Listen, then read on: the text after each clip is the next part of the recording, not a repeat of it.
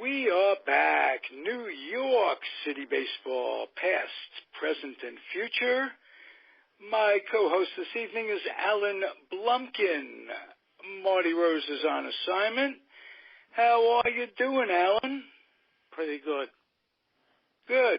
How's the New York weather this week? Now you got good weather. It was hot, and today it was supposed to rain all day, but fortunately it didn't. Then the Mets were able to get their game in. And they were. And it's quite a nice one for a number of reasons. First of all, Harvey. And Familia comes back from a drubbing last night and does very well. Yeah, the Mets are also on free fall right now because they accomplished something Saturday very few teams have accomplished over the years. They blew a 6-run lead in the ninth inning and lost to Kansas City 8-7. Right. Free fall ever since. So. Yes, I know how things go. Things are streaky, but they seem to turn it around. On a poor note, Duda has a herniated disc. Wright is hurt. And I'm thinking they may have to give up some of that pitching depth to maybe get a big bat. Maybe a third baseman. Maybe a Joey Votto. That would be very nice. That's been a good bat for a long time. Yeah, if they trade Votto, the Reds might wind up in the International League. That's so bad. Well, they might, but they might also get a pitcher for the future too, a pitcher or two for the future, and the Mets are in a position where they may just have to deal, given the injuries. And anyway, let me introduce my guest. I thought I was producing the greatest show tonight, and I am. Technically, it's gotten a little rocky. We had to take 3 to get it going.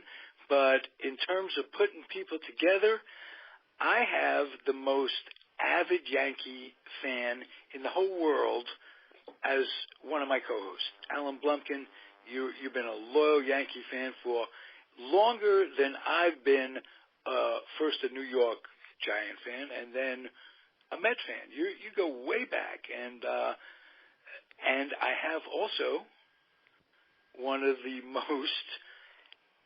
I mean, if not the most, you advertise yourself, Gene Hunsaker, as the most hated fan that hates the Yankees the most. You wrote books about it. So I thought I'd put you on the air at the same time.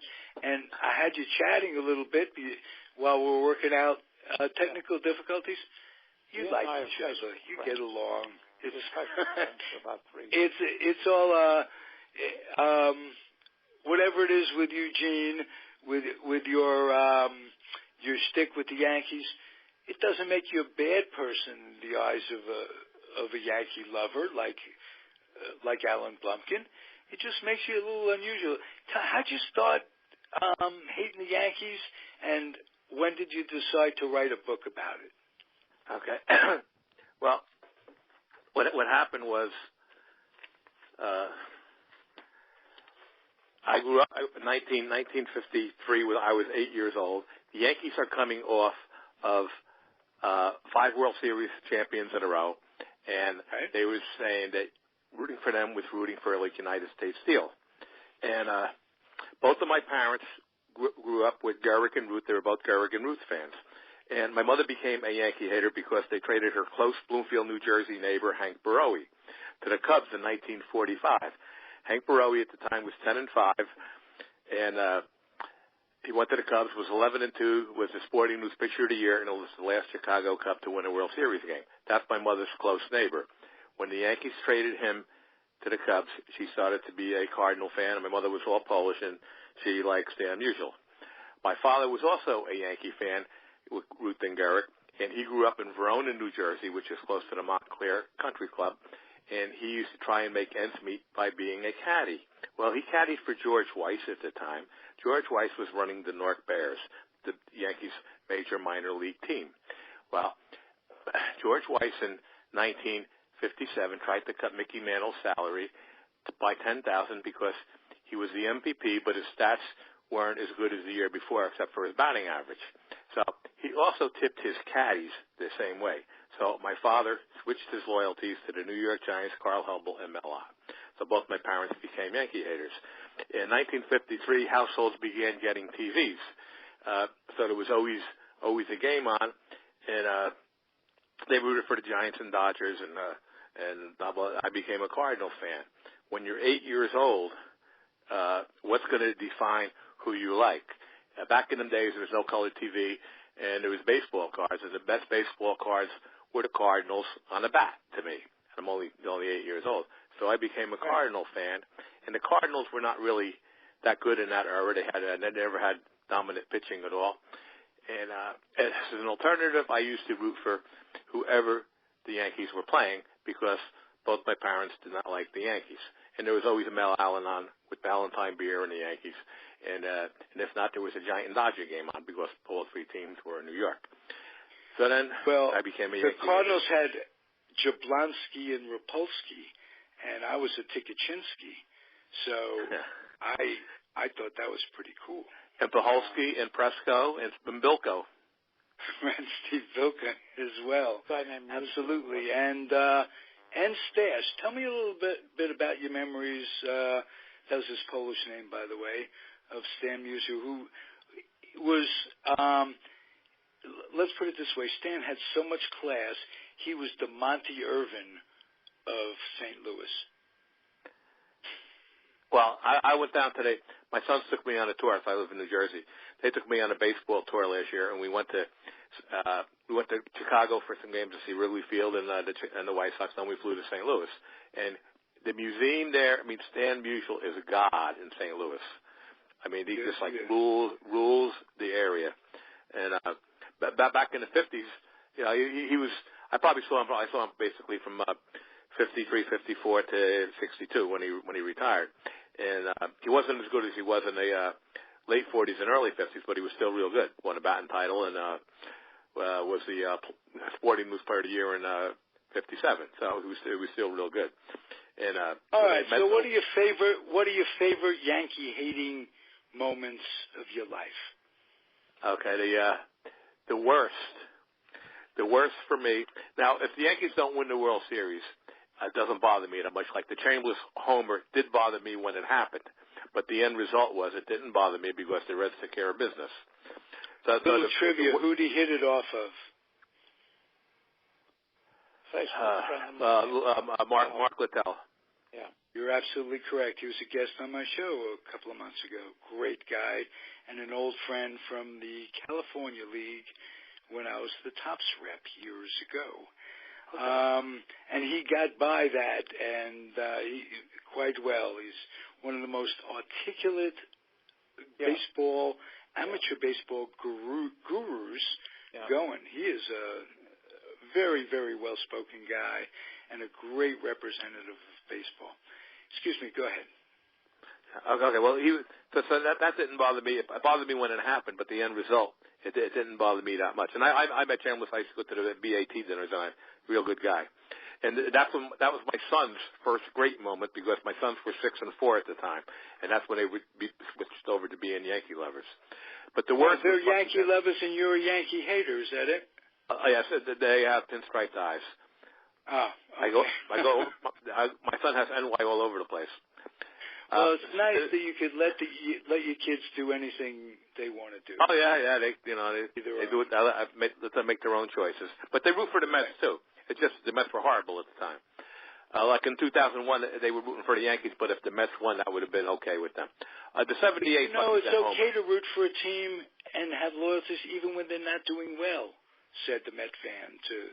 Oh yeah. You still root for them, but like they're not going anywhere, so you kind of like half follow them or whatever. But the 78 Bucky Dent homer was a monster for me. Okay. And what say you to all of this, Alan Blumkin, and what? As I said, I am now primarily a Pittsburgh Pirate fan, and the only time I ever rooted against the Yankees in the World Series was in 1960. when the Pirates played the Yankees. I mean, the likelihood of that happening in the rest of my lifetime is very, very slim. The one that bothered me the most, of course, when I was 12 years old, was in 1955. Because, as I think I mentioned the last time, I grew up in an area of Queens called Belrose, and everybody my age was either a migrant from Bronx or Brooklyn. And, if you love the Yankees, you hated the Dodgers. I would argue that Joe Collins was a better first baseman than Gil Hodges just because of uniforms. I knew I was insane doing that, but I did it anyway. And the funny thing is, I hated all the Dodgers. The one in the American League I hated most of all was Nellie Fox. But the older you get, the more and more you back away from those attitudes you had when you were a kid, and the more and more you start to appreciate these players and what they accomplished. Now, Gene, and then when we had the Sabre National in St. Louis in 1992, we're having a meeting with a Cardinal player panel. Red Cheney's came in late because he was coaching the game, and the game went extra innings. And all of a sudden, there's a buzz in the back. I'm up near the front, and Stan Musial comes walking in. And everybody recognizes him and stands up and gave him an ovation that must have lasted about 15 minutes. Wow. He was given an honorary membership in Sabre, and in the last printed directory that they put out 16 years ago, he was still a member, and put down his expertise was hitting a baseball. He did pretty well. Yeah, pretty well. I think he had an equal amount of hits at home and road, which is an unbelievable stat. He had like 3,000 plus hits. Yeah, and the funny story with one, he was the first one to get 3,000 since when he did that in 1958, since Paul Wainer in 1942, and they wanted him to get 3,000 hit in St. Louis, but they were playing a road game in Chicago, and Fred Hutchinson, who was managing at the time, sent Musial up to pinch hit in the eighth inning against Motrobowski. He got the 3,000 hit, and I remember following that every step of the way because it hadn't been done in 16 years. Nowadays, it's something that's not very uncommon. Right. He was only the eighth player at the time ever to do that. Let me ask Gene a question. How did it come about that you wrote a book? And were you a writer before? Were you a journalist that became a sports writer, or a sports writer that became a journalist? No, I was always good at writing on the job, stuff like that, but it's something that I always had in the back of my mind. But in 2003, I came back from a Barnes & Noble store complaining about all the Yankee books that are out there. Babe, Scooter, Whitey, a million Yankee books are out there. So my sons, who are really involved with baseball too, my oldest son goes, well, write your own darn book. And they've been hearing my stories forever. So I said, I will if you help me. Now, I'm at the age that they humor me. So he's the dean of a college. So he goes, okay, I'll help you. I go, you're on. So I recruited him, and he is a reluctant co-author. Nice. But I recruited him, and then I started writing it then. Nice. And how did you write? Did you write when things came to you, or did you have a scheduled time where you sat down and, like a job, where like from 9 to 5, I'll be writing today? Well, I was I wasn't working at the time, so I would be home, and it's amazing because I'd be planning on going to bed like around 11:30, and I'm writing, and I look at the clock, and it's 2:30 because you're writing it and you're just letting it fall out and everything. And the ironic thing is, recruiting my son as a co-author was a big gain for me because my wife, I got 2 Yankee-loving sons and a sports-hating wife, and I was the most famous coach for 10 years in my town, soccer, basketball, and baseball. and she hates sports. So she was the typist because she could type 100 words a minute. I wrote the whole thing long-handed, and she would type it. So I would have like 3 chapters done, and she was just letting them sit. So my son would call me on the way home from work. He goes, "How's the book going?" I go, "Mike," I got 3 chapters just sitting there. Mommy, like, you know, he was out there. Got to motivate mom. So anyway, she would do anything for her son. So when he called up, like, "Hey, Ma, how's the book going?" "Oh, I'm right on it. So that was one of my major things about recruiting him to be a co-author, because it just wasn't her hubby doing it. It was also her son. I hope you gave her good credit in the book. In fact, it's dedicated to 3 of the most important women in my life: my mother, oh, nice. my wife, and then I did a revision because my sister felt like she was being dissed because Mom wanted me, my wife chose me, but she was stuck with me. So I had to put her in there. Sounds like you got a great family going there. Oh, so, you know. Do you remember? I ask everybody that comes on. Do you remember your first baseball game and what, as a kid, going to the game? What were your thoughts? 1953, we went to see a New York Giant St. Louis Cardinal game in 1953, and I think it was June. Vinegar Ben Mizell, he won 9-4, and Harvey Haddix won 1-0. And then that's Enos Slaughter was still on the team then until he got traded to the Yankees. But I saw Slaughter, Shane Dinson, Musial, and they won the doubleheader. That was my first game at the Polo Grounds. My second game, ironically, was also Bill Madden's first game. He did an article where his first game when Mike Garcia beat Eddie Lopat, and I was at that was my first game too. I had the same first game as Bill Madden, and that was later in the year, at 53. Very interesting. Can either of you tell me Vinegar Ben Mizell's entire name without Wilmer looking? David. Pardon me? Wilmer David Mizell. Oh, okay. Who am I thinking I just of? Wilmer. I'm thinking of Tuskahooga. McClish. Cal McClish. Okay, Mizell, McClish. You know, I'm an old man. Tuskahoma McClish had all them. Yeah, and what was the name again? Yeah. Okay, that was it. It was McClish, Calvin McClish. Sometimes you think I'll never confuse those two. I think Mizell ran for political office. He served North Carolina for congressman a number of years. Yeah, North Carolina North congressman. Carolina as a Republican. And that's right. Bunning was a Republican. Baseball's a very, very conservative culture. Yeah, I've noticed. It's a drinking culture and a conservative culture, just the way it is. Wasn't made. Speaking of Mizell, in the 53, in that week, we were on the subway with Mizell, Dick Sisler, and Dave Anderson, the Cardinal coaches.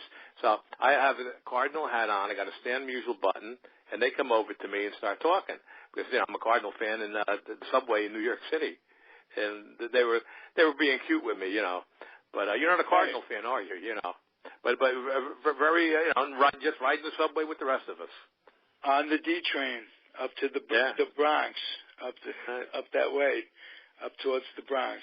Yeah, or the A train, whatever it was. If you were Ella Fitzgerald, you might. I had a similar experience. I was waiting for the subway after one of the Yankee postseason games in either 76 or 77. And I turned around, and right behind me is Frank Robinson. Oh wow! I recognized him immediately. I said under my breath, "What's a future Hall of Famer like you doing riding the D train?" And he says, "Well, it's the fastest way to get to his hotel in Midtown." So he put his finger up to his mouth and asked me not to reveal to anybody who he was. Oh, yeah. Immediately. That was a terrific. Attract some attention, right? Yeah. As if you wouldn't know who he was. Right. Boy, was he a terrific hitter. And how good was Cincinnati back in the 50s. If they only had pitching. What with Bell and Post and Robinson and Ed Bailey was back when Ed Bailey catching and Johnny Temple, if I'm not mistaken, were they were a very, very solid team. Gus Bell, McMillan, Mr. Shortstop. Yes, McMillan. Pirates haven't made was when they sent him to the Reds. Yeah, like you said, no pitching now. There's a funny story about that because I didn't know McMillan started as a Pirate, Alan. No, Gus Bell. Oh, Gus Bell, yes. Oh, okay, I'm sorry. Yes, Gus Bell did. That's right. I read this in a Sporting News in 1952 Sporting News when I was doing research on Willie Mays before he had a report into the Army, and it said that the Pirates are training out west somewhere, and Ricky forbade the players to bring any family members. So Gus Bell, went against that, and he drove his wife and his newborn baby out to California for the training camp. The baby, of course, was Buddy. Wow.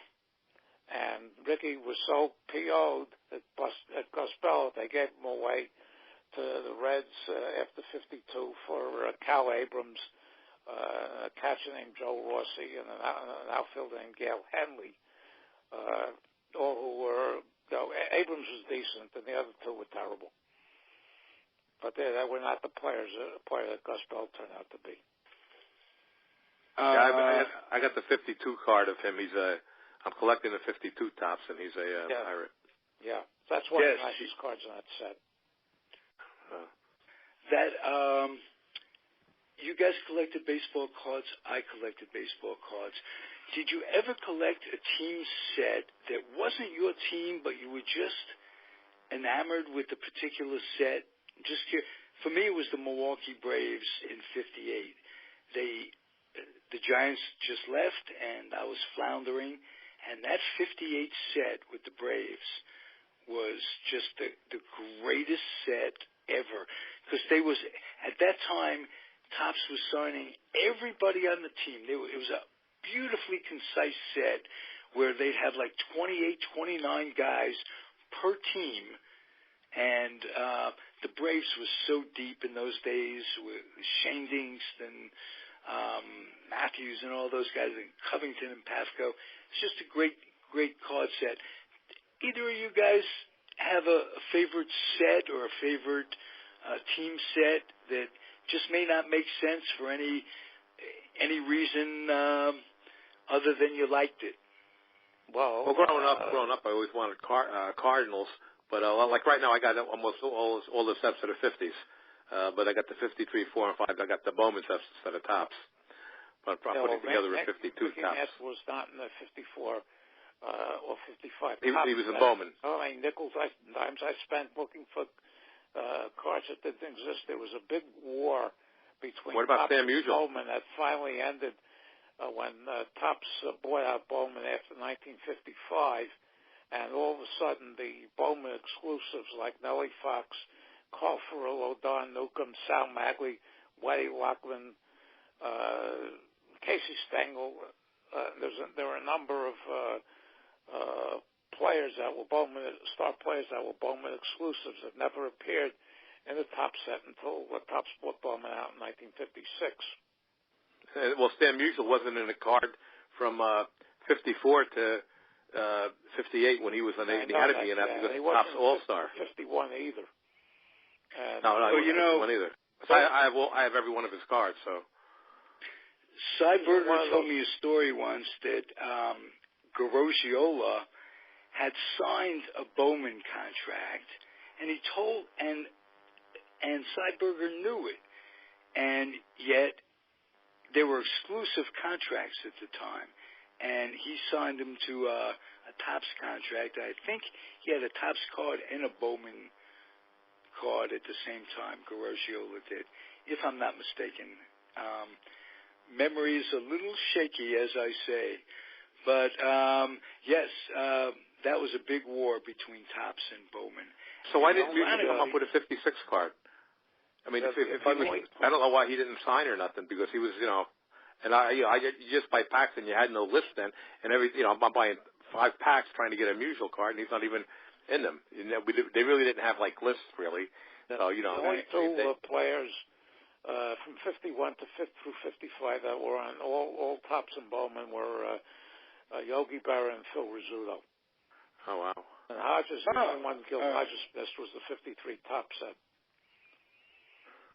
Yeah. That's the way it was. The story that they had a surplus of cards and they became available. They had no place to store the cards. They weren't sold. No. So Seiberger said, put them on some tugs or some barges and put them out as garbage. That's what made the 52 highs as valuable as they are. That was in 1960? He did that? I think it was like 1960. No, much earlier. Those are the cards. They dumped a ton of the high numbers. The Mantle and Matthews and Robinson, Reese. Kids like me at 9 years old, we were in camp or we were on vacation with our parents. We weren't in a position to buy any of them. Yeah, the six series came out when the kids were going back to school. Football was starting, and I saw some of the candy stores. Either they didn't even bother ordering them, or they shipped them back. Right, and the only time the first time I ever saw most of them was when I bought the reprint set in 1983 for about $40. It was about $40 back then. Okay, do you remember the first baseball card you ever saw? 1951. Bowman and those small tops cards with the blue backs and red backs where they had the worst gum in the world. Right. Yeah. Well, they had the worst gum in the world all through their existence. Yeah, the gum always went, for me, the gum always went down the sewer. Right. Well, open the pack, throw the gum down the sewer, and then look who I had. And the way a group of us we used to say when they came out in March every year, got them, need them, the whole thing, but as I said... Gene, what was the first baseball card you ever saw? 1951 Redback Yogi Berra. Well, I saw cards, but I wasn't collecting. I didn't get involved till 53, but I had my mother's godson was living with us. He was in high school, and I remember the 51 Bowmans. They were there. If I'm right, I remember Sibby Sisti, probably because of the name. Sibby Sisti, we have for the Braves. What was the one? What was the set with the TV? Was that 52 or 55 Bowman? 55 Bowman. 55 with the little TV, right? Yeah, the color TV. Yeah, and they had umpires. I saw a Sally Hemus card for the first time, and I remember it ringing a bell because there was a guy named Saul from Shmilovitz in Russia. Had a candy store in the Bronx who knew my grandfather from Shmilovitz in Russia. And he was Saul, and he later bought a candy store in Jackson Heights right across the street from the candy store we'd be at. So I remember Sally Hemus, and I remember Hemus on that card. Something about baseball cards when you were a kid. That's the only set that mainstream set that had umpire cards. Yeah, who wanted them? Yeah, that's why they're somewhat rare. It's almost like checklists. You get a right. You don't want the checklist. Later on, you realize that how valuable they are to somebody else. When you're collecting a set, the checklist is one of the most valuable cards because it's the rarest. Yeah. So, because who saved it or who didn't check it off and stuff.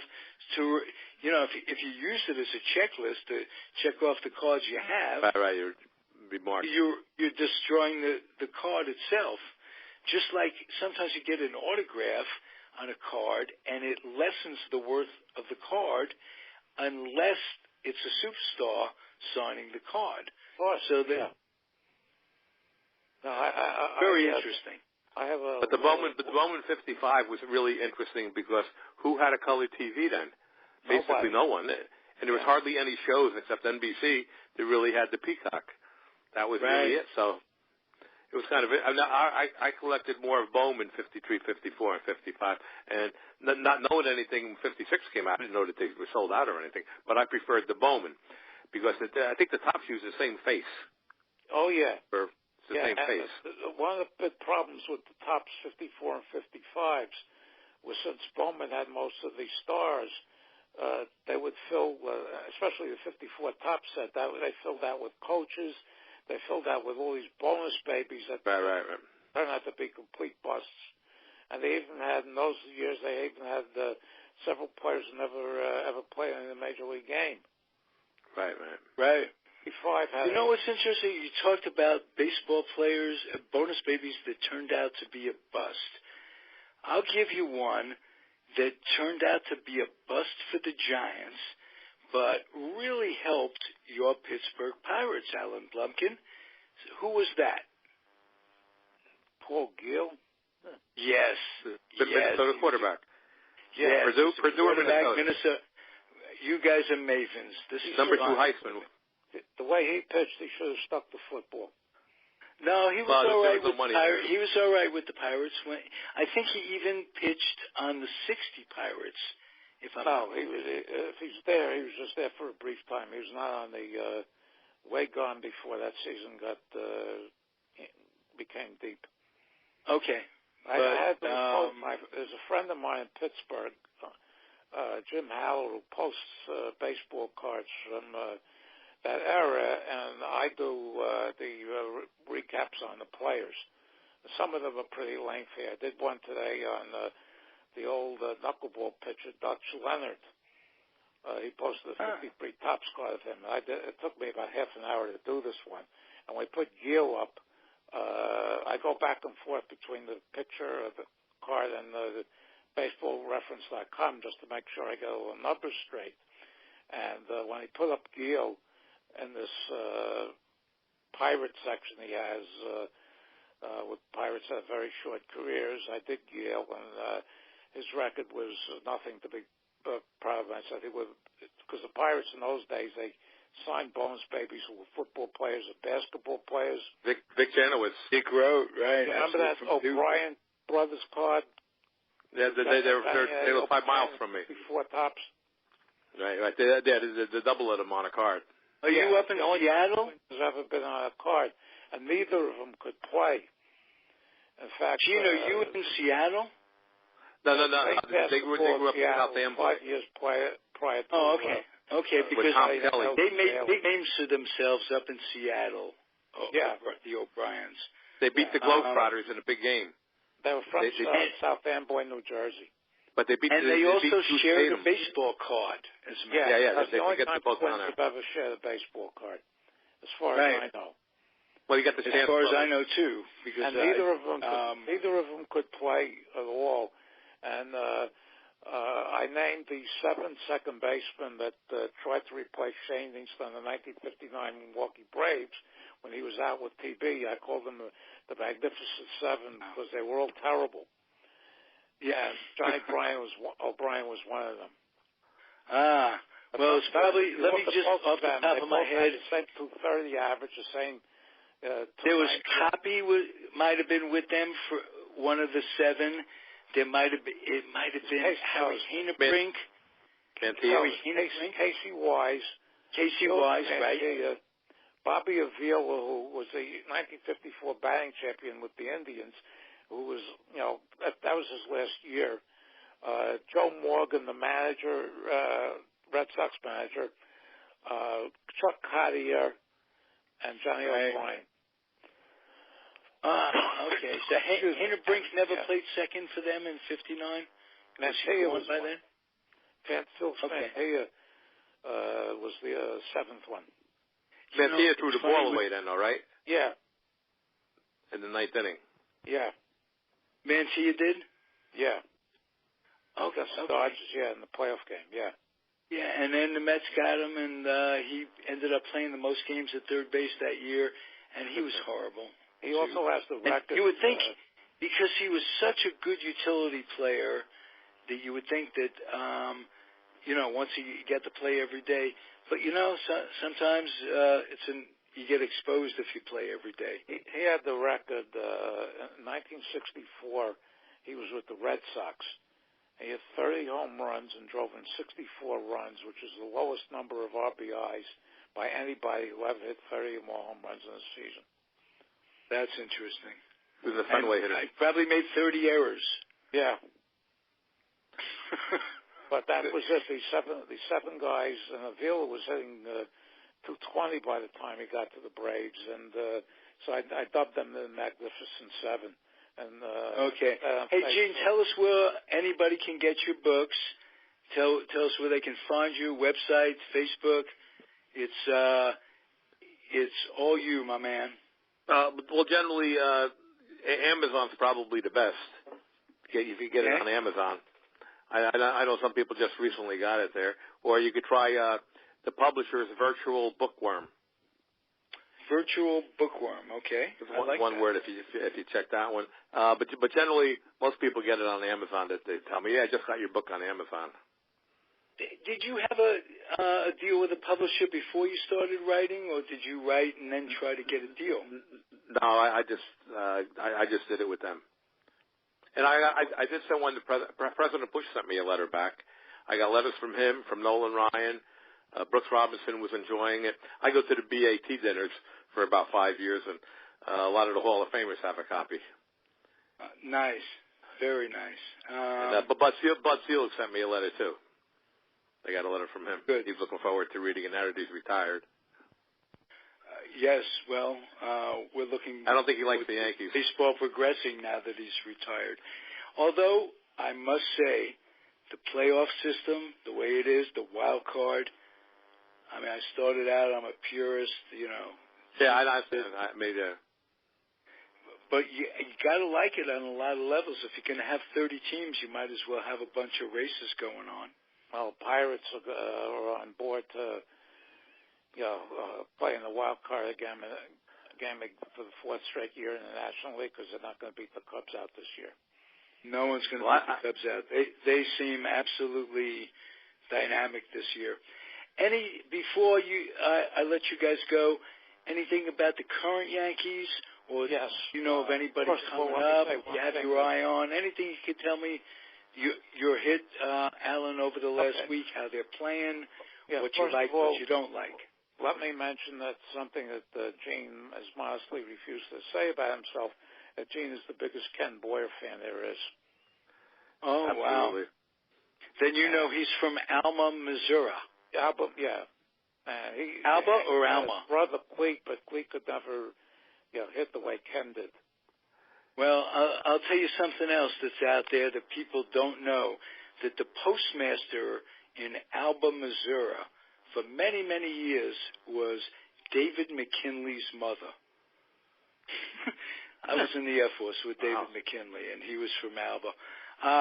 But the Yankees, they won a game yesterday with one hit.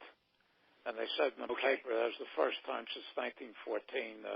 They beat Tampa 2-1. And in the seventh inning, Gardner walked, and then Stalin Castro hit a 2-run home run for their only hit. But when it's a strange game. You go to the ballpark, you see things you'll never see again, never been there, never seen before. It's and they're a game under 500 going into tonight. And the main reasons that they're under 500 are Severino, who was now in AAA on a rehab and was 0-6 with a ERA of close to 7. And I read in the paper, and it's starting to get me very nauseous with Joe Girardi's comments. Michael Pineda couldn't get you, Gene, or me out at this stage. Okay. And he's 2-6. They clobber him in the first inning. Of the 103 pitchers that have enough innings to qualify for the ERA right now, he is 103rd. And they have to play a game Thursday in Detroit, which is a makeup of a game that was snowed out in Detroit the first week of the season when ESPN and their brilliance tried to put on a Sunday night game from there. So they have to go to Detroit, and Girardi was quoted saying he's going to start Pineda again. Anytime they send this guy out, this guy can't even last 2 innings. Really? And they insist on pitching him, and Girardi is constantly defending their weaknesses. Oh, they're going to snap out of it. They're going to snap out of it. And some of these guys have mileage on them. Some of these guys get hurt all the time. And I can't see them being anything other than mediocre. I really can't. Except that this, they've got a great shortstop now. They're about as solid at short. Not that Jeter wasn't really slowed down the last couple of years, range-wise. This guy's terrific, DG. His bat's halfway decent. Pardon me? His bat is halfway decent for a shortstop. Absolutely, yes. A little bit of punch here and there, and with that great field, that makes the shortstop very valuable. That all it takes is not to be an automatic out. Yeah. They have no first baseman. They have no third baseman. Their outfield's mediocre. They're gonna. I mean, maybe in 4 years you'll wind up with Trout and Harper in the outfield. Yeah. But the thing is, I think they made a huge mistake, and I said it at the time, is when they let Robinson Cano go to Seattle. Oh, that was crazy. I was so happy. That's insane. It never would have happened. That's funny. Much as you may hate George Steinbrenner. This is a throwaway line. You're both talking. This is great producing on my part. I have no modesty whatsoever. But you're both talking about the same subject with your hearts, and that was a great. I have to take that out somehow. Both of you. It was great. He's going. Hey, it's terrible. It's great. I like it. This has been fun, guys. I really enjoyed it. Last Thursday, and I'm beyond the point where I, hate somebody because they don't root for the teams that I root for. I'm way past that stage. Yes, well, absolutely. Just the love of the game. What I recognize in people, if they have a passion for whatever it is. In other words, if they say, "Well, I'm a Yankee fan," and I'll go, "Well, what? Well, they win every year." I said, "Now tell me why you really like them," or conversely, why you really don't like them. Like in Gene's case. Well, you got a lot of good reasons. I mean, family is very important. Did you root for did your mother root for the Dodgers, did you say, or the Cardinals? My mother was, once they traded Hank Barrow, and he was Polish too, once they traded him, she always liked Sam Musial. In fact, in our house, he was always called Stash. Stash, right. That was Stash, yeah. What's Stash do today, you know? Right. Give me your opinion, both of you, on Enos Slaughter. You're a Cardinal fan, and you're a Yankee fan, Alan. Tell me about him. Enos Slaughter was 39 years old when he came to the Yankees in 1954. And he stayed there, and then they shipped him out to the A's. And they brought him back in 1956 when they released Phil Rizzuto. And a lot of people remember Slaughter basically in the World Series for his dash from first base in 1946 in Game 7. But in the third game of 1956, they were down 2-0 in games to the Dodgers, about to lose the third game of that series. And he hit a 3-run home run in the 6th, 7th inning, which put the Yankees ahead. And Whitey Ford went on to complete that game, and they won the game 5-3. And they wound up winning that World Series. And that contribution, when I did the write-up on him, because my friend Jim posted his 53 Bowman a couple of weeks ago, I mentioned that his two shining moments in the World Series were in 1946 and in 1956.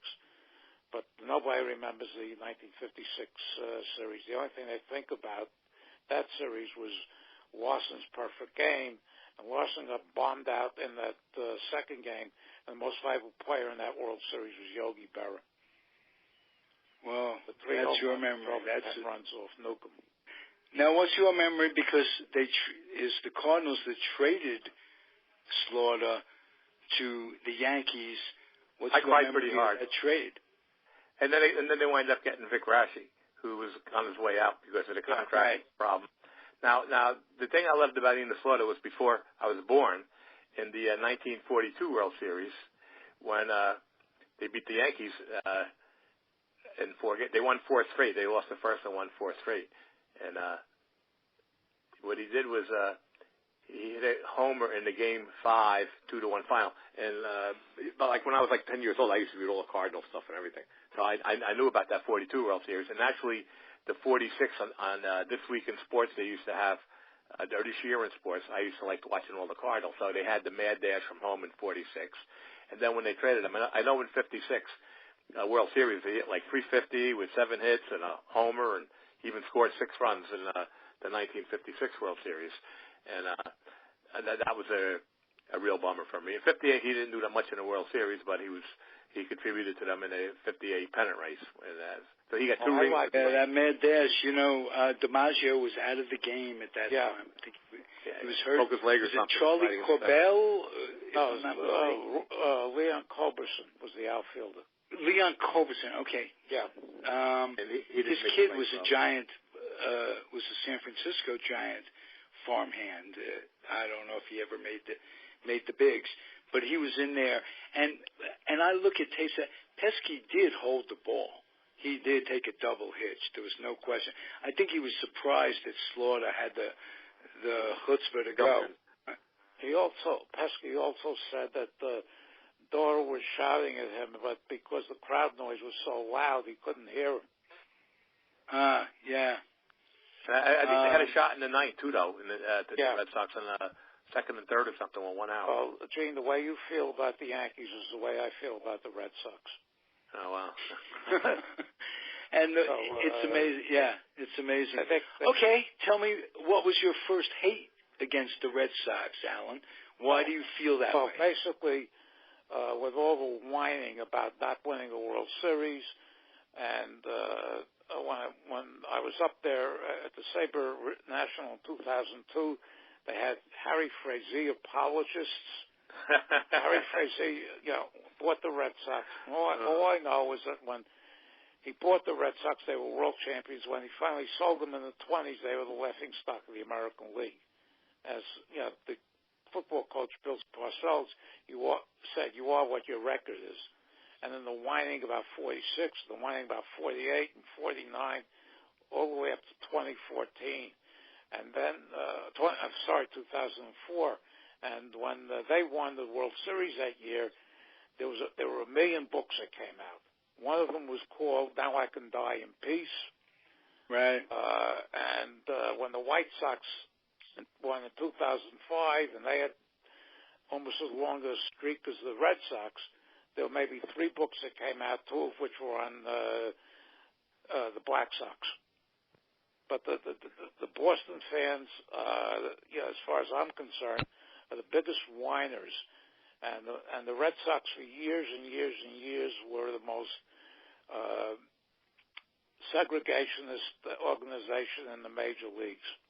Absolutely. They had Jackie and Willie on tryouts. Pinky Higgins. Tom Yorkie is doing in the Hall of Fame with a plaque. Right. It's totally beyond my comprehension. Well, you could say the same thing about Walter O'Malley from that standpoint. Learned that, and anytime somebody puts up a post about Yorkie or the Red Sox, or the Hall of Fame, I always rant that Yorkie is one of the whole bunch of them that don't deserve plaques there. Well, it's not the Red Sox I don't like. It's Boston itself. They are an incredibly racist town.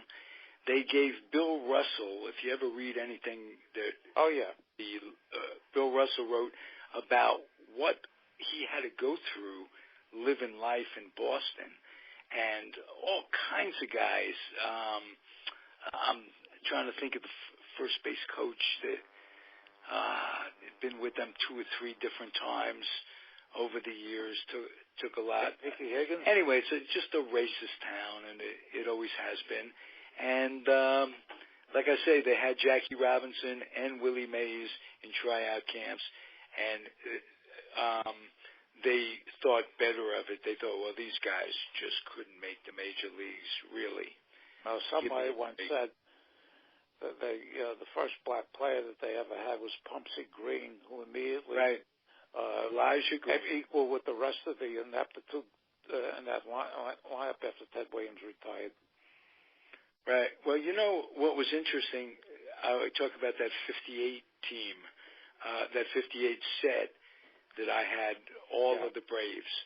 But that 58 Red Sox team, they had Jackie Jensen and Pearsall and Williams. They had a terrific, Ted was old. Their infield, Don Button, Consolo, and those guys, just Consolo was a bonus baby bust. And I was told by... Good catcher. Sammy White was a good, solid catcher for a long time. Had some good pitches. His name was E6. Who was? Don Button. Oh, yeah, that's right. E6. And Consolo was a bonus baby. Yeah, but before we get off, everything comes around. Yeah, Frank Malzone. Paul Gile. Who was also there were two guys on the Giants who were bonus babies, and they had nicknames. One of them was Joey Amalfitano. Yeah. And they had to sit there the whole year. When you called the guy up, when you gave him a bonus, and they were virtually useful to the team. Their nicknames, because of their bonus checks, were as follows: Jingles and Jangles. Yeah, Amalfitano had two of them, Frank Legia and Tommy Carroll. Frank Legia had Topps cards in 1954 and 1955. Right. He had one major league hit.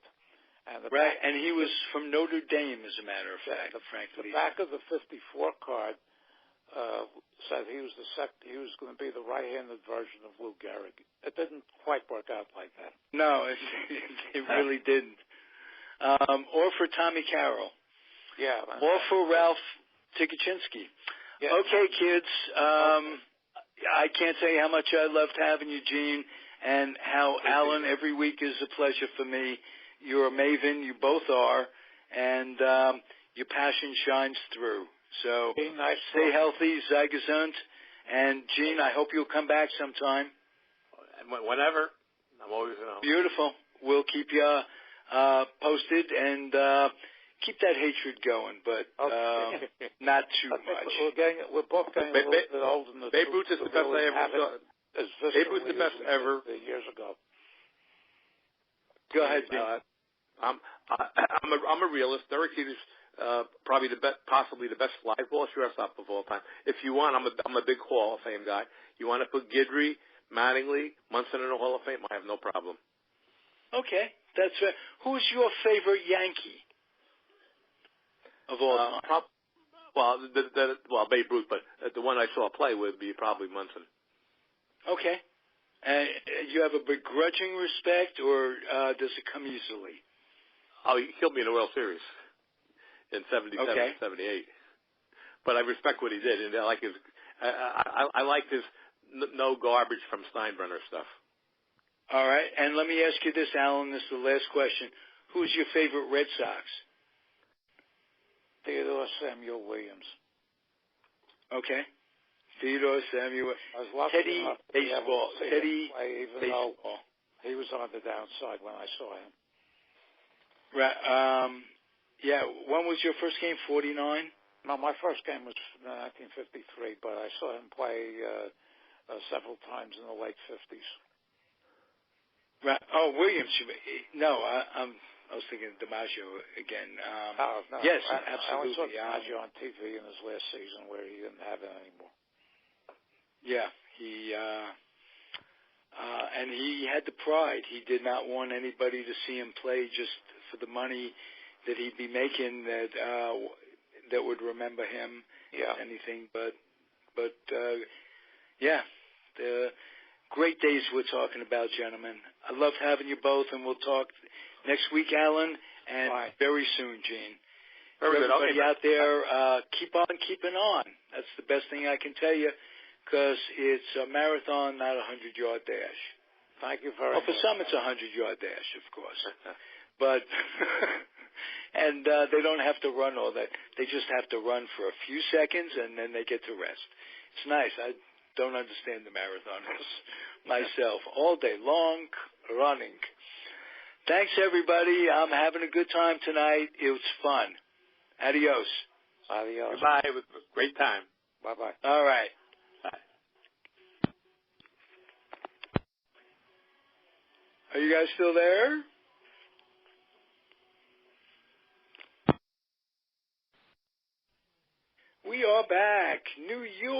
City Baseball, past, present, and future.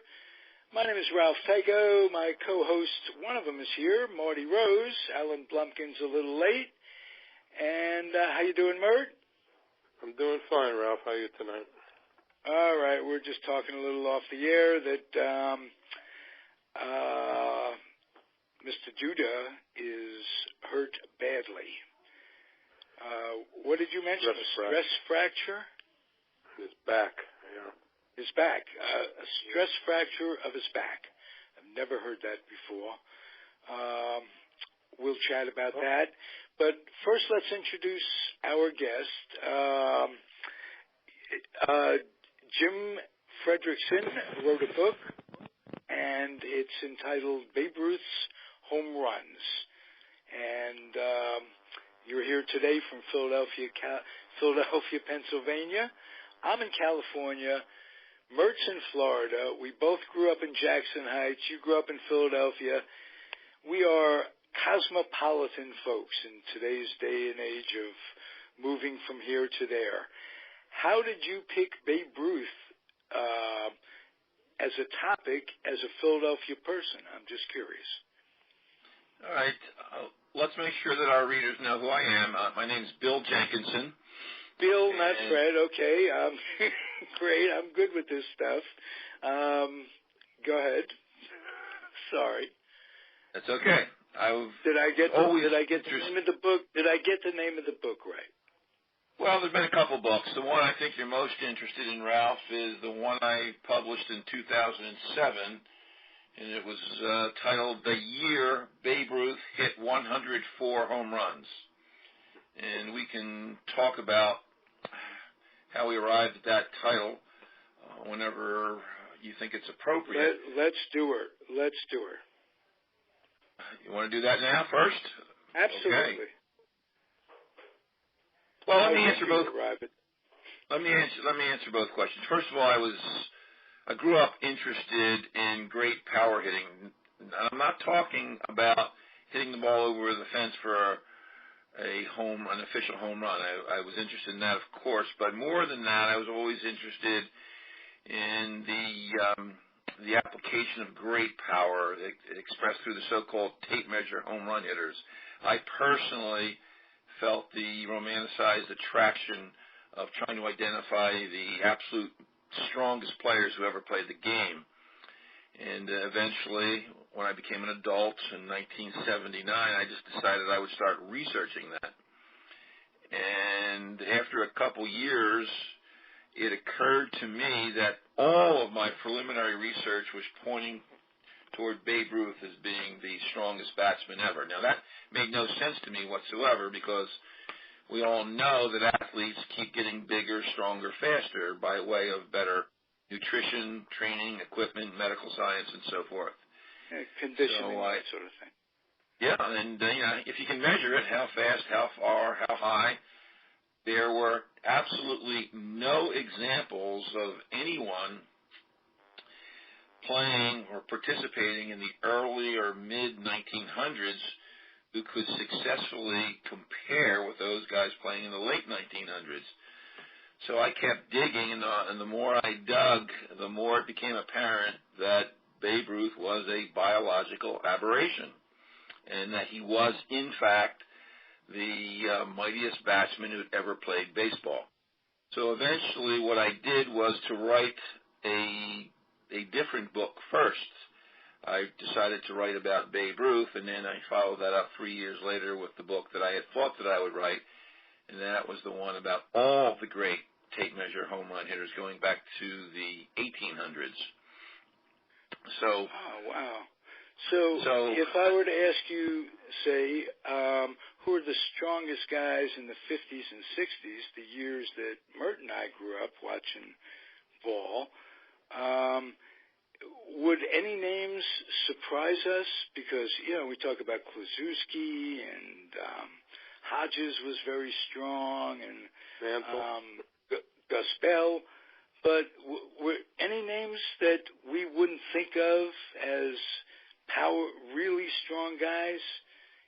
I don't think so, Ralph. I don't think so. I think that the names that eventually evolved are all names that you would expect.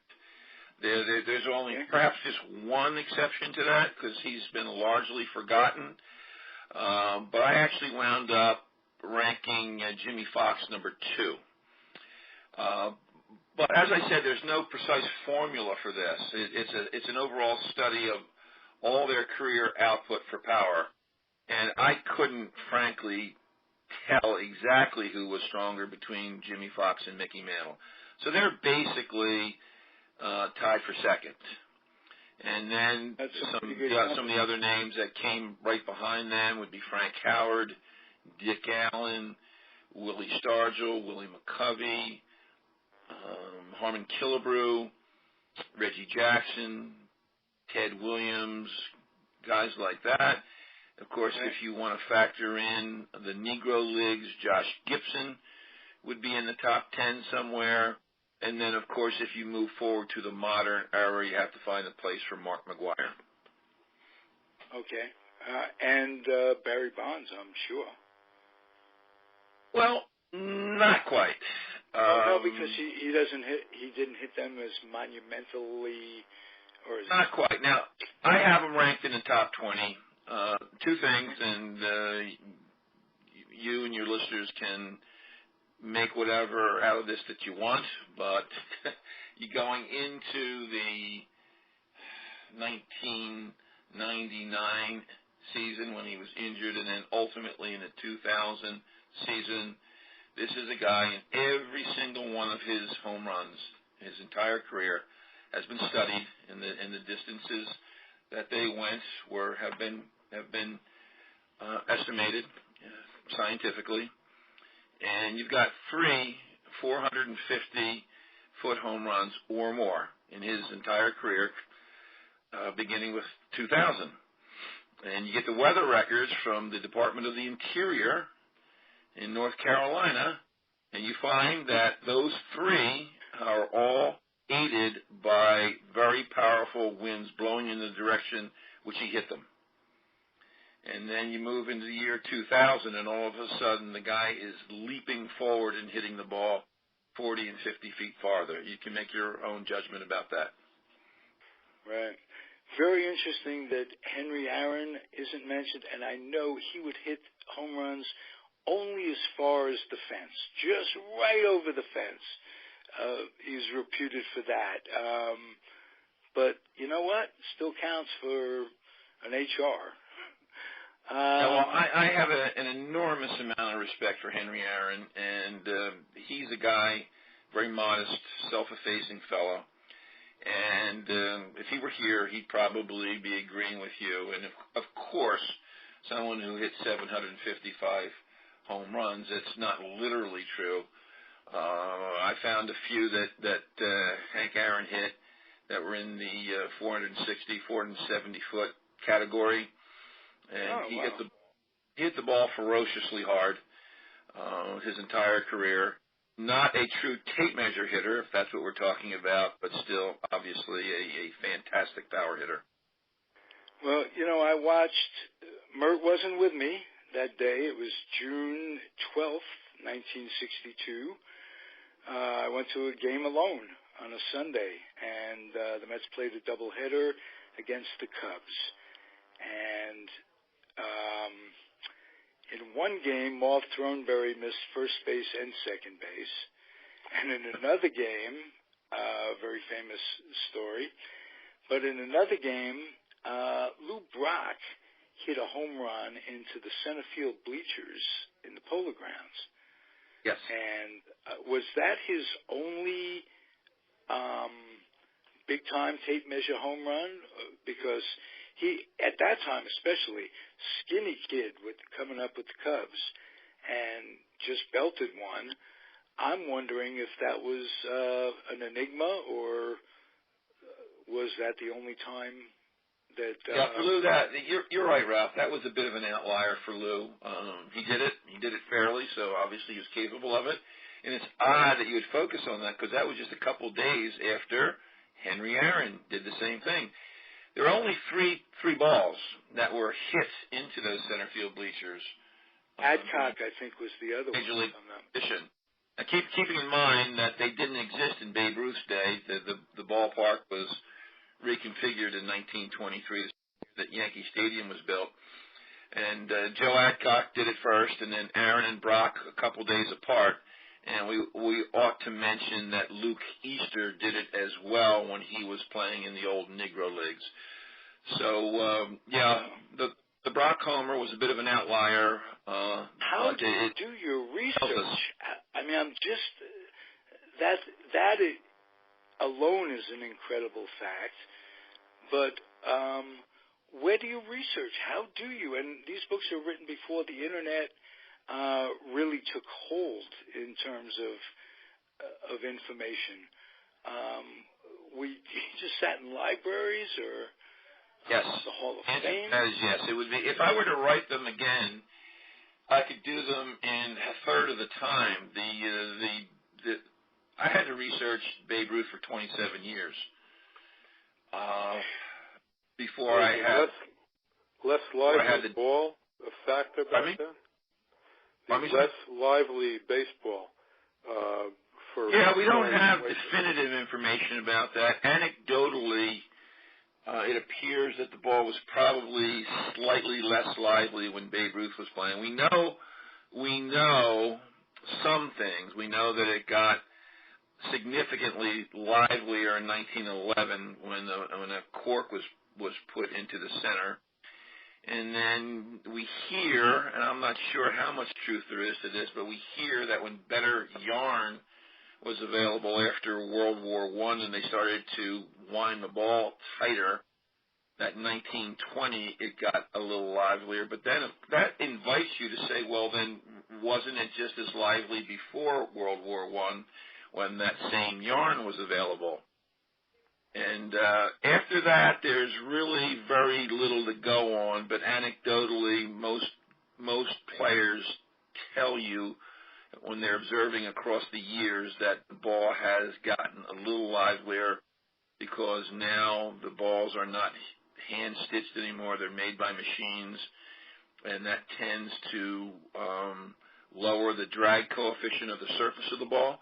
Even though Major League Baseball doesn't try to make it livelier now than before, we think, based on the best available information, that because they're made through machines, that they're probably a little more aerodynamically efficient.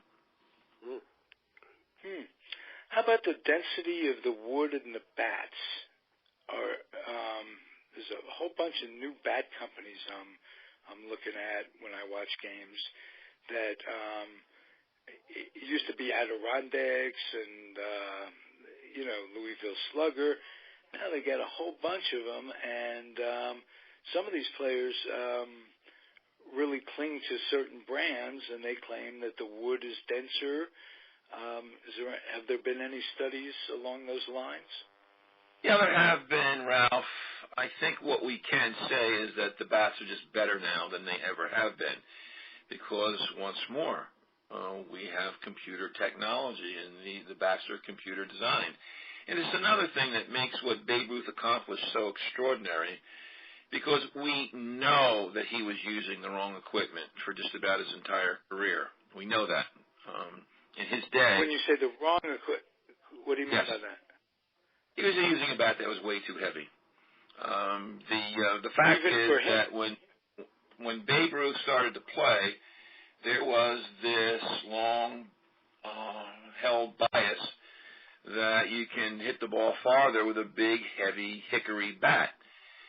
And he started off, even though the Louisville Slugger people say they only have a record of him having a 52-ounce bat, the truth is that he used other companies himself back then, and we know that, for example, in 1921, when he had his best season, he was using a 54-ounce bat, 54 ounces. And it's just too damn heavy to be efficient. The scientists help us now, and they tell you that if there's going to be a trade-off between the speed with which you swing the bat and the mass of the bat. Now, obviously, if you can swing a 54-ounce bat as fast as you can swing a 33-ounce bat, the ball's going to go farther if you hit it with the 54-ounce bat. But the fact is that it's like a graph. It's like a graph that meets somewhere where it's just heavy enough that you could swing it well.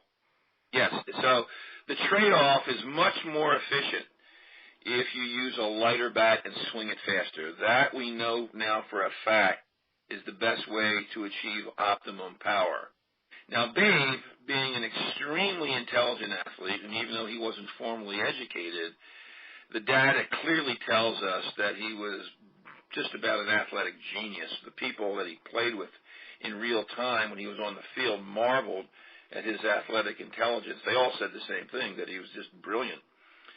And he intuitively, little by little, over time, understood that he was swinging a bat that was too heavy.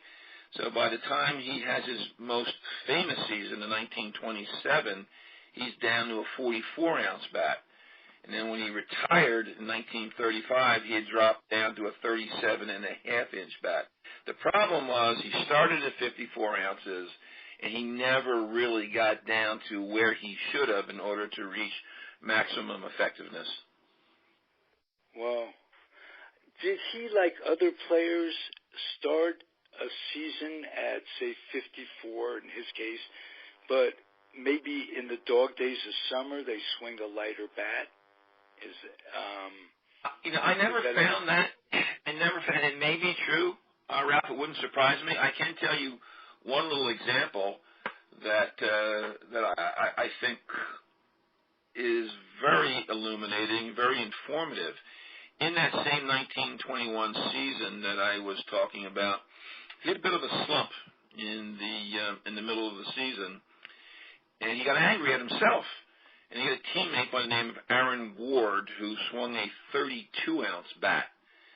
So Ruth, one time, just out of pure pick, just threw his 54-ounce bat aside, took Aaron Ward's bat up to the plate, and knocked it almost over the center field bleachers at Sportsman's Park in St. Louis. It was about a 525-foot home run. And afterward, Ruth said, geez, I wish I had hit that one with my big bat.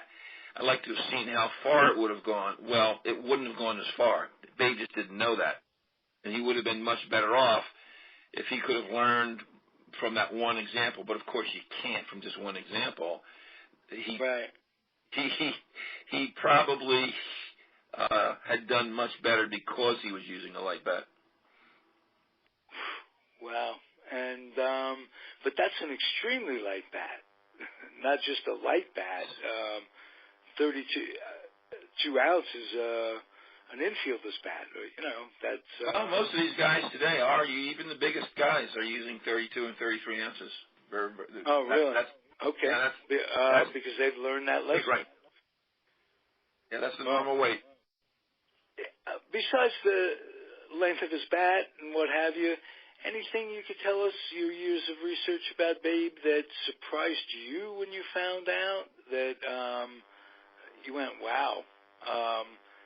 Just about everything. Just about everything. Yeah. Okay. First of all, you find out that the legends about his drinking and his womanizing and his gallivanting are grotesquely overstated. Now, the guy, yes, he was a man who lived within a body that was just different from most other people. That he didn't need as much sleep as the average person, and he was a man of his senses. And, of course, he had been denied all those pleasures of the flesh for so long, not leaving St. Mary's Industrial School until he was 19 years old. And yes, when he came out of the school in 1914, he went overboard in eating, drinking, and pursuing women. But by the time you get to 1925, when his behavior was pretty bad, because he had gotten sick and he had obviously gotten very upset about that whole thing, and through the rest of that season, some of his behavior was not what it should have been. But he realized that, and he vowed that he was not going to indulge in any more reckless behavior after that, and he never did. Now, that's not to say that he didn't chase a woman here or there, or that he didn't overeat once in a while, but it's remarkable how steadfast his behavior was from 1930 onward. And even before then, I think people should know this, the man did not have a mean bone in his body. He was always... I was going to ask, was he a gentle guy? Because all the stories with the kids, and when you see kids looking up to him in that way in these pictures, you think he must have had something going for him along those lines. Am I right? Yeah, absolutely. It's extraordinary, actually. I mean, I have been studying this guy's life and his career almost on a daily basis since 1979. And I've come across like 3 examples where he was a little short-tempered with kids. Once when he got to the ballpark at Yankee Stadium, he was not feeling well, and he asked for a bicarbonate of soda. And it was a Sunday, and the stores weren't open, so it took the kid a long time to get what he wanted, and he apparently barked at him when he came back in. And there was another time when he was very upset. Some other time we could talk about why he was upset, and he refused an autograph, and the kid got upset. But it's absolutely incredible that you could look at a guy as closely as I have and find nothing of a profile that didn't tell you that he had just enormous patience and dedication to kids. You're talking about these barnstorming games and these mid-season exhibition games, and he'd be there signing autographs and seeing sick kids. They'd have to hold the trains up. The whole Yankee team would be waiting for him, and he'd be sitting. At one time in Scranton, Pennsylvania, he climbed over a fence after an exhibition game into a coal dump because there were 700 kids out there who couldn't afford to pay to get in, and he signed all 700 autographs in a coal dump. That's pretty amazing stuff. Wow. Yeah, absolutely. Did you learn anything about him that disappointed you in any way? I would almost like to say that I did, Ralph, so people would say, hey, this guy Jenkinson's believable. Not really. Yes, it's true that he was crude and vulgar when he came out of St. Mary's. You could say that about him. But the man tried very hard. I think he was an orphan in Baltimore. Am I correct? Yes. And he wasn't educated, so I find it hard to be too judgmental about that. I would say if you're looking at his record as a baseball player, it's virtually impeccable. Much, much better fielder than anyone gives him credit for. Obviously a historically great pitcher. I would say probably the weakest part of his game was that he probably was a little too aggressive running the bases. He had like a 52% success ratio in stealing bases. That's poor. So there were a couple times, maybe if he had tried to steal 20 less bases, even that wouldn't be there. We're only talking about 20 outs out of tens of thousands, But the numbers just boggle the mind. We're talking about a career slugging percentage of .690. And as you guys know, when you look at it, most pyramids for performance, when you're talking about vast numbers of participants, the incremental difference between the first best and the second best and the third best and the fourth best is usually extremely small. And then you see Babe Ruth with a .690 slugging percentage, and the next guy, the second guy, Wayne Gretzky-like numbers. Yes, yeah, and then you see so Ruth far ahead of what what the medium is. Is that a good example? It surely is. because Ted Williams is sitting in second place at 634. That's 56 points. And what people forget is that factors in his first 4 years when he was a pitcher. If you don't use his offensive numbers for those first 4 years, his slugging percentage is 705. Wow. 700 for his career. And it's almost like he's a caricature. It's like this guy should not have existed. Right. Mert, do you have any curiosities about Ruth? Anything that you want to ask? I'm just listening, Ralph. Go ahead. No, I want to include you. You know, I included you when you were 10 years old, young man. I know. And we went to Flushing on the Y. For anyone who might be doubting assertions about the man's power, I'll leave you with something because I think it's one of the most important stories in baseball history, and it takes the sword out of the hands of any naysayers, because I heard from a few, and then once I presented this data, I haven't heard from anybody since then. And we know that all of the great power hitters, all of them, of the modern era, have participated in the annual Home Run Derby the night before the All-Star game.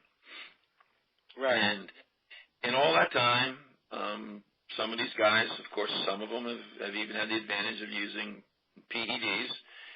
And in all that time, there have been very, very few 500-foot drives in these games. And they're authenticated with modern technology. How far they either flew or would have flown if they were knocked down by a stadium structure.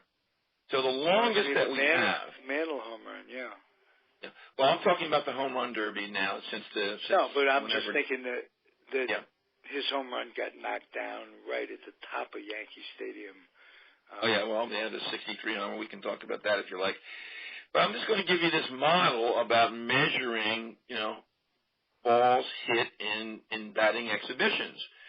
The longest we've got in over 30 years now is Sammy Sosa in Milwaukee. And there's a lot of people who would tell you, including some of the players themselves, saying that MLB uses extra lively balls in those things. Sometimes they do and sometimes they don't, in my opinion. But either way, the longest that we have ever is 524 feet, ever, since this started back in the 80s, right? So then people say to me, well, geez, it's a shame that we didn't ever see Babe Ruth do this, so we could have measured his. Well, here's the point. He did it once. Only one time that we know of that he was asked to stand there at home plate and see how far he could hit a ball and then have it measured. And it was right at the conclusion of the 1925 season when his health wasn't even very good. And he went to Arco Field in College Point in Queens. It was a Sunday, October 4, 1925. And he was told in advance that we're going to have employees. The Arco stands for the American Hard Rubber Company. And they had a field that did not have any fences. And the Daily Star, which is a Queens paper, was in publication back then, and they explained everything in great detail. They had adult employees that were standing out in the outfield with wooden stakes and hammers, and they had a steel construction tape. So, we know the methodology. It's absolutely foolproof. And Ruth steps up there, and he did what he did, and they measured his longest drive, 138 feet. And here's a guy, he was asked to do this one time his entire career. He's doing it in the rain, hard rain. His footing's not good. We know that he went to the hospital the next week again because he's not feeling well. He's got a sprained ankle. These are all verifiable facts. The one time in his entire career he was measured for distance, and he dwarfs everyone of the modern era. And in these exhibitions, the batter is providing all the power because these pitchers are basically lobbing it in like they are in Home Run Derby. Yeah, very much so. Of course, it's much easier to center the bat on the ball, but if it's not being thrown as fast, yes, you're not going to absorb that energy off the pitch, and you're going to lose a little bit of distance. Yeah. Yeah, that's a monumental amount of feet, 538 feet. Wow. What can I say? You've been terrific, Bill. This is very enlightening.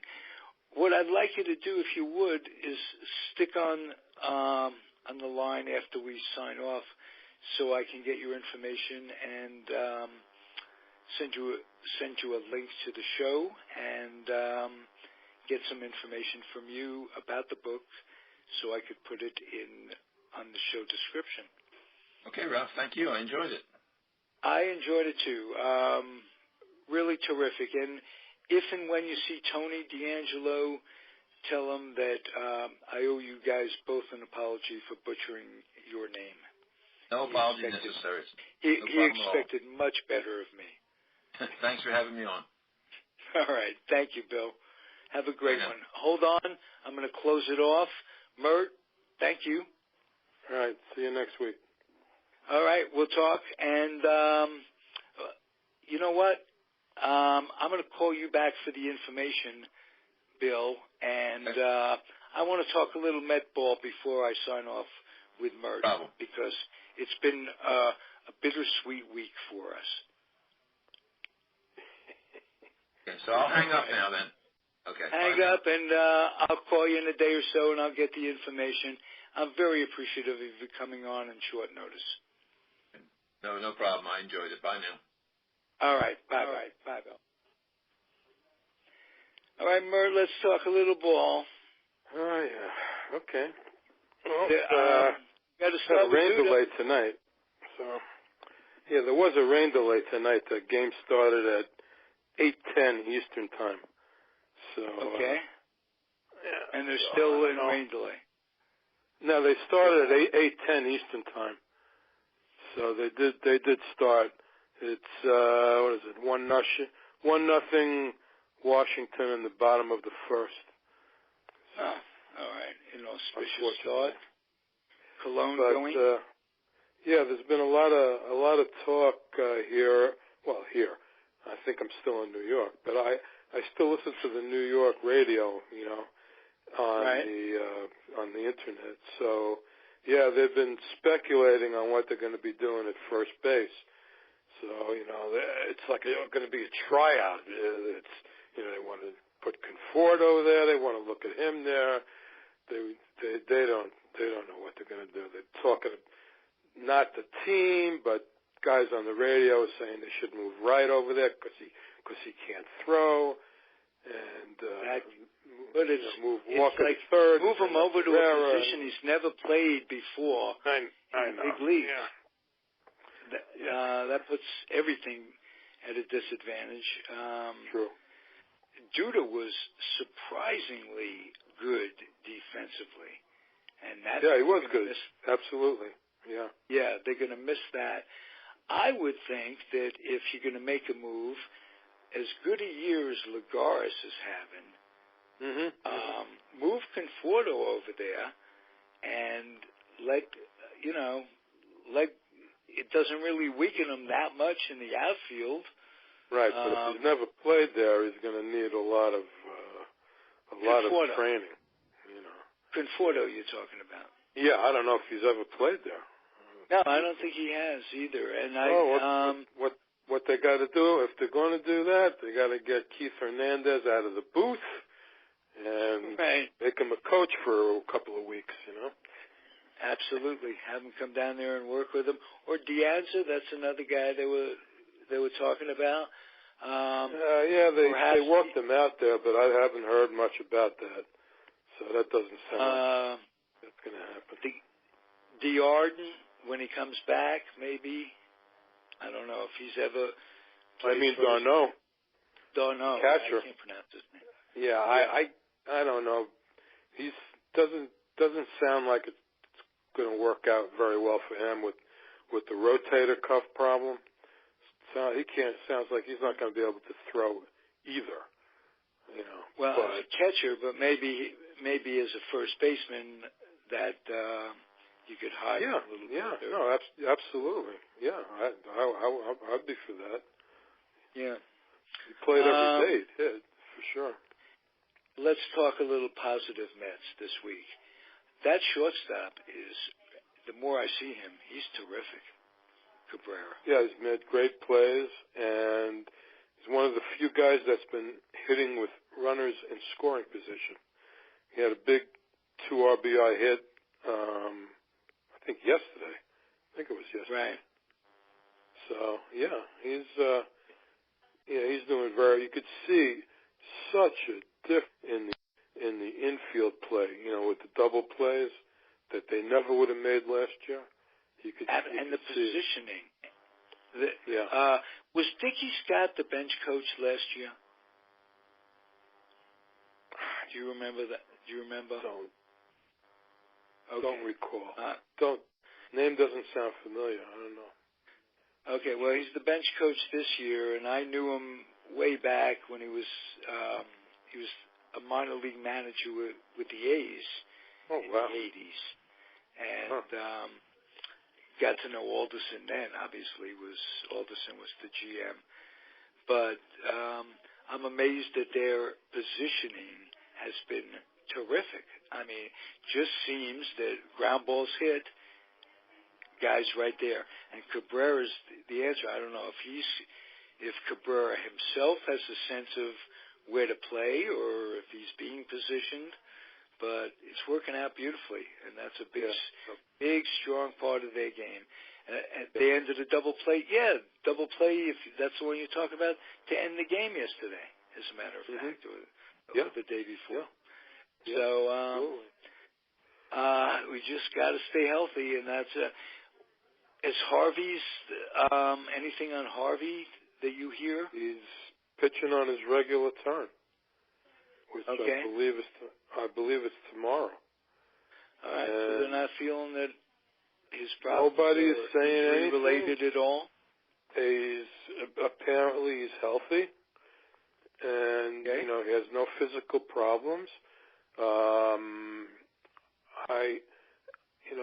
You don't know if it's mental or a lot of people are talking about the number of innings that these guys had to pitch last year, including DeGrom, who hasn't been reaching the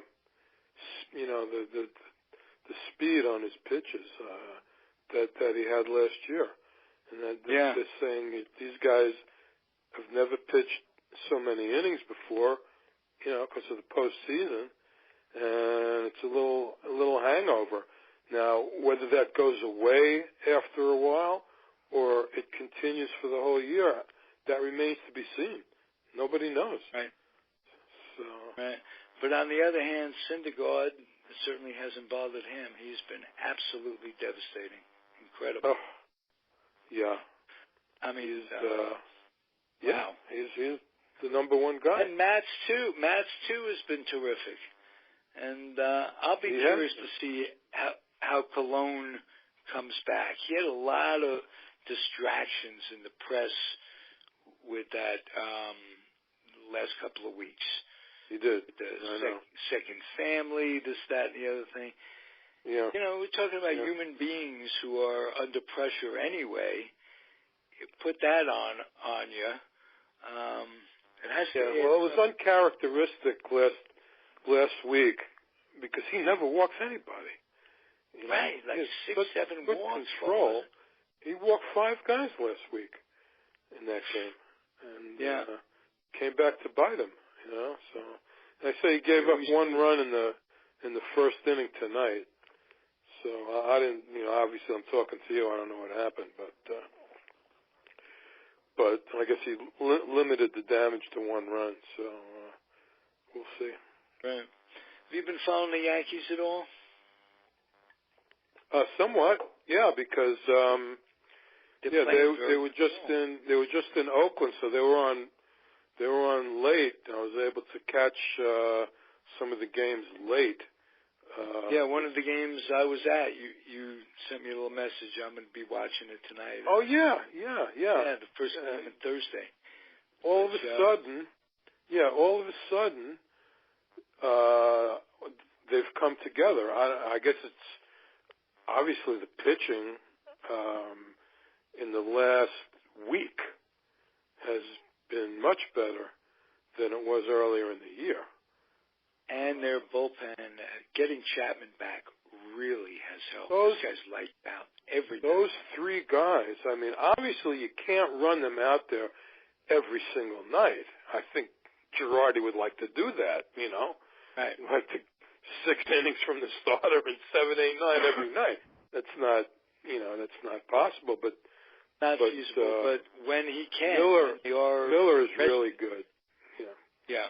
Oh, yeah, when you can. Miller's really good, and Chapman is, like, unhittable. All right? The guy's just amazing. Miller is an adult, too. When Chapman came over, he just says, well, what am I supposed to do? The most important part is winning. It doesn't matter. Yeah, very, very team-oriented guy. Absolutely. Yeah, which makes a big difference. In today's day and age with agents and different roles and number of saves depending on how much money you're going to make and all that crap, it is nice to see somebody, especially in a big city like New York, just take that kind of attitude. Because it's an ego city, let's face it. No question. Yeah. The closer makes more money, you know, so all the time. Right. Anyway, remember for the Yankees, Beltran's gotten very hot all of a sudden. And I was thinking about Beltran, given his postseason success everywhere he's gone, and let alone getting those teams to the playoffs and what have you.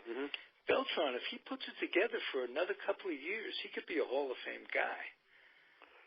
He's like could be. He's got 400 homers though. He just hit his 400th homer last week. Right. So, which doesn't seem like a lot in today's day and age. No, but he's not what you'd call a home run hitter, you know? Right. He's a hell of a hitter beyond that. He's a very good hitter. Yeah. Very good, very clutch, good Met memories and Yankee memories. Yep. Yeah, and he's had a good career, and there's another guy you never hear anything negative about. You never hear bitching. You never hear complaining. He's a guy I like. So absolutely, we missed Alan Blumkin tonight for one reason or another, but we did have a good show. I enjoy it as always, Mert, and we'll keep being Met fans. We're in it too long to go anywhere else. We can't, unofficially, we can't even play out our option anymore. I was in the library about a week or so ago. Saw this book, took it out. It's called Jackie and Campy, and it was written in 2014, and it's about the early Brooklyn Dodgers, and historically, and the baseball integration. At that time, and the kind of rivalry between Jackie and Campy, which I did not know about before. No, I didn't know that either. They didn't particularly care for each other for different reasons, which they patched up after retirement. But it was very interesting. Very interesting. Yeah. I will check that out. You remember the name of the author? It was, let's see, it was Jackie and Campy, and the author is William C. Kashakis, Kashatus.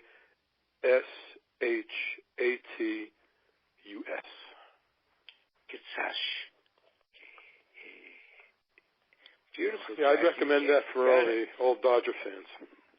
All right, and I'm going to throw one out at you, an interview I just did a day or so ago along the same lines. It's with Danny Peary, who's been on this show before, and Danny wrote a book called Jackie Robinson in Quotes, and he has 3,000 quotes. Same style he did the book on Jeter, but 3,000 quotes by or about Jackie Robinson. Wow. And if you just go back to a show I posted the other day on the Comfortably Zoned Radio Network, you'll find that one. And fascinating story. Jackie Robinson was just, when you think of it, it all comes back to Branch Rickey and Jackie Robinson. Whenever you talk about baseball, whenever you talk about anything, it all comes back to that historic crossing the line. And I'll throw one more book at you, as long as that I just picked up. It's called Hank Greenberg, The Hero Who Didn't Want to Be One. Mark Lansky, I'm trying to get him on as a guest. And it's an era of baseball when Hank played that I really don't know much about. I don't know much about anything that precedes the years we grew up. Right. So the 30s, 40s. The 40s as well. Yeah, the 40s a little bit, but anything past there, it was very interesting, our interview tonight, because we got to hear a little bit about what went on in a different era, which no real surprises about Babe Ruth, because you just look at those numbers compared to, he hit more home runs in 1 year than entire teams did that he was playing against. How could anybody swing a 54-ounce bat? It's unbelievable. I can't even pick one up anymore. No, seriously. Yeah. Incredible. Yeah, and time it and all that. Incredible. So on that note, okay, we'll catch you next week. Tell everybody to hang in there, and I enjoy it immensely, Mert. We'll talk to you next week. Ralph. Have a good night. All right.